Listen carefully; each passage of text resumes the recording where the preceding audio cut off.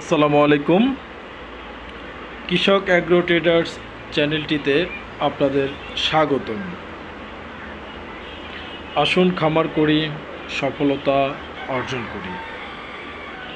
আজকের আলোচ্য বিষয় একটি গরুর খামার সফলতার পিছনে কিছু নিয়ম রয়েছে। সেই নিয়মগুলো নিয়ে আজকে আলোচনা করব ইনশাল্লাহ। আমরা যখন গরু কিনতে যাই তখন আমরা লাইভ ওয়েটে কেনার চেষ্টা করব, অথবা ফিতা দিয়ে মেপে মাংস বুঝে গরু কেনার জন্য চেষ্টা করব, যাতে আমরা কিনে না ঠকি। এবং ওই গরুর পুরো হিস্টোরিটা আমরা খামারি ভাইয়ের কাছে জেনে নিব, এবং ওই গরুর মায়ের হিস্টোরিটা জেনে নেব। গ্রোথ কেমন ছিল, দুধ কেমন হতো, তার যেগুলো বাচ্চা হয়েছে সবগুলো বাচ্চা কেমন কালারের হয়েছে, এগুলো আমরা একটু জেনে নিব। এখন আমরা যে বাজার থেকে বা খামার থেকে যে গরুগুলো ক্রয় করলাম, এগুলো আমরা সরাসরি আমাদের শেডে রাখবো না। আমরা আলাদা একটা ছোট্ট করে একটা শেড তৈরি করব। সেখানে আমরা 7 থেকে 10 দিন কোয়ারেন্টাইনে রেখে দেবো। যেগুলো আমরা ক্রয় করব সেগুলো রেখে কোনো চিকিৎসার প্রয়োজন হলে আমরা ওখানে চিকিৎসা দিব। ওখান থেকে আমরা 7 থেকে 10 দিন পরে আমরা আমাদের মেইন শেডে নিয়ে আসবো। গরুর শেডের কিছু নিয়ম আছে। শেডের সামনে আমরা একটা ফুটবাথ তৈরি করব।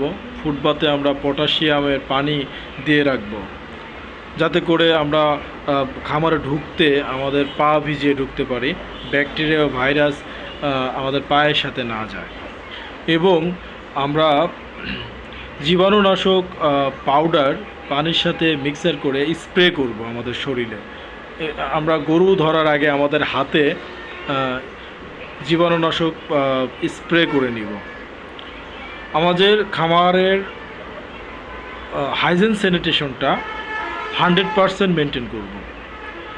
হাইজিন স্যানিটেশনটা একটা মূল একটা বিষয়, যেটা আমরা মেনটেন করলে আমাদের খামারে রোগ ব্যাধি অনেক কমে যাবে। এবং আমরা যে বাহির থেকে ঘাস নিয়ে আসছি, সেই ঘাসটা আমরা সরাসরি গরুকে দিচ্ছি, কিন্তু আমাদের গরুর ক্ষতি হচ্ছে না তো, এই বিষয়ে আমাদের লক্ষ্য করতে হবে। আমার মনে হয় ক্ষতি হতে পারে। কেন?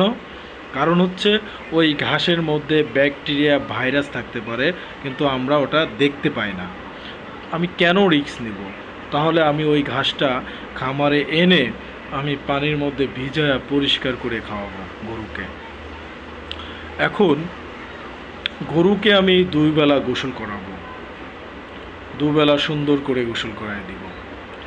এবার আসুন, আমরা যে কৃমির ডোজ করতেছি, আমরা খুরা রোগের ভ্যাকসিন দিচ্ছি, আমরা তরকা বাদলা, আমরা লাম্পি বা ইত্যাদি কোনো রোগের চিকিৎসা করলে সেই চিকিৎসার ডেটটা আমরা নিশ্চিত করব।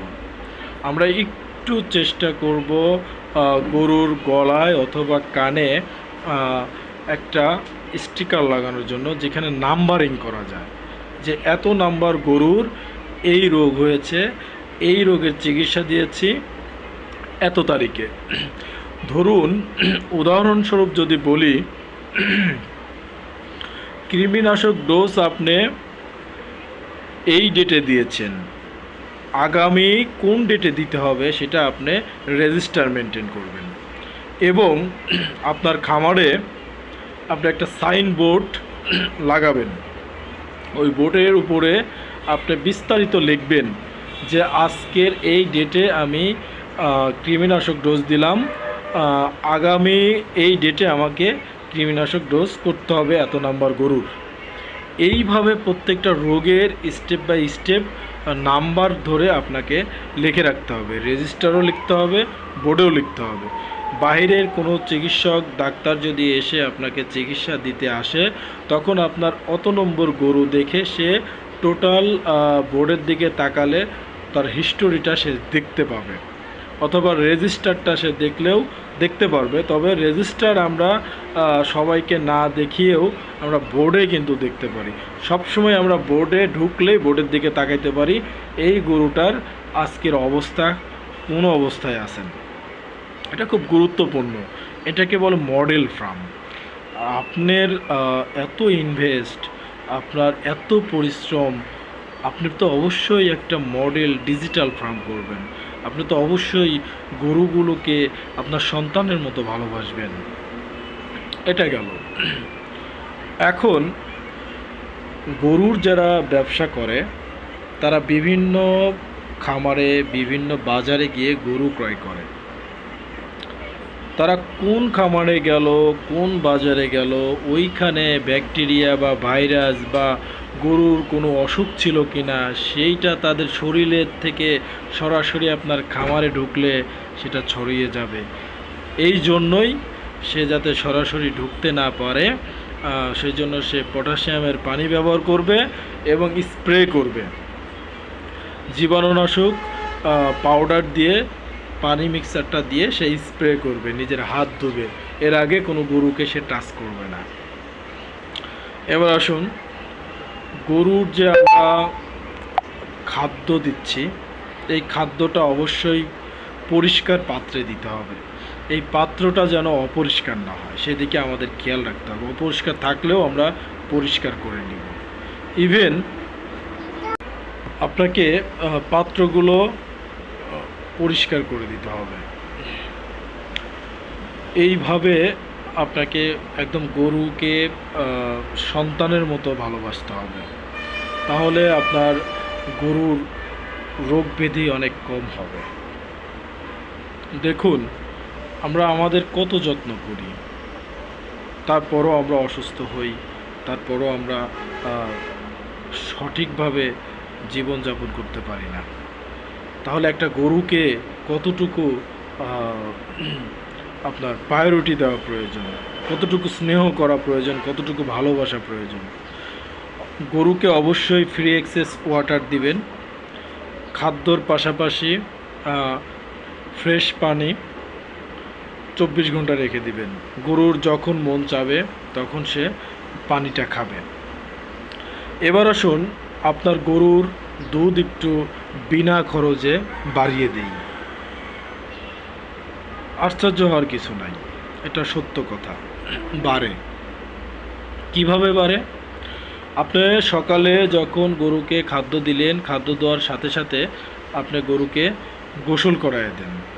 গোসল করানোর পরই আপনি দুধ দোয়া ফেলেন। দেখবেন যে যেদিন গোসল করান নাই সেদিন থেকে যেদিন গোসল করিয়েছেন সেদিনের দুধ বাড়বে, বেশি হবে। দুধ দোয়ানোর সাথে সাথে আপনি গরুকে ঘাস অথবা খড় দিয়ে দেন, যাতে সে শুয়ে না পড়ে। সে শুয়ে পড়লে বানের সমস্যা হতে পারে, কারণ দুধ দোয়ানোর পরে প্রায় আধা ঘন্টার মতো বান ফাঁকা থাকে, যার কারণে ময়লা ঢুকলে ওখানে ম্যাস্টাইটিস রোগ হওয়ার সম্ভাবনা থেকে যায়, গরুর বান নষ্ট হওয়ার সম্ভাবনা থেকে যায়। এই জন্য আমরা গরুকে দুধ দোয়ানোর সাথে সাথে খাদ্য নিশ্চিত করব, আমাদের এটা করতেই হবে। ইভেন আমরা বিকেলবেলা যে গরুকে গোসল করাই না, গরুকে আমরা বিকেলবেলাও গোসল করাই দিব। অবশ্য খামারের যে নিয়মগুলো আছে সেই নিয়মগুলো আমরা অবশ্যই মেনটেন করব। দেখুন, এই নিয়ম মানতে কিন্তু আপনার খুব বেশি টাকা লাগে না, শুধু একটু কেয়ার করতে হবে, একটু সিরিয়াস হতে হবে। গুরুত্ব না দিলে আসলে দূরত্ব বেড়ে যায়। গুরুত্ব দিবেন, গুরুত্ব দিলে সফল হবেন। আপনি এই নিয়মগুলো মেনটেন করেন, নিয়মগুলো মেনটেন করলে আপনি সফল হবেন। আপনার রোগ ব্যাধি কমে গেলেই আপনি সফল হবেন। যদি আমার ভিডিওটা আপনাদের ভালো লেগে থাকে তাহলে কমেন্টে জানিয়ে দিবেন। ভালো থাকুন, সুস্থ থাকুন। আল্লাহ হাফেজ।